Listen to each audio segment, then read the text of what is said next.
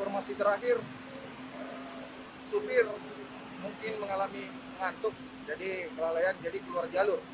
Satu unit mobil minibus terperosok ke dalam jurang sedalam 5 meter di Kecamatan Simbang, Kabupaten Maros, Sulawesi Selatan. Mobil ini melintas dari arah Kabupaten Bon menuju Kota Makassar.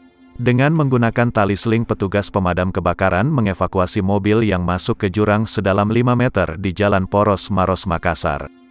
Tidak ada korban jiwa dalam kecelakaan tunggal ini, namun sopir dan seorang penumpang harus dibawa ke rumah sakit untuk mendapatkan perawatan. Kecelakaan tunggal ini bermula saat mobil minibus ini melintas dari arah Kabupaten Bon menuju Makassar. Diduga sopir mengantuk sehingga membuat mobil kehilangan kendali dan keluar jalur hingga masuk ke dalam jurang.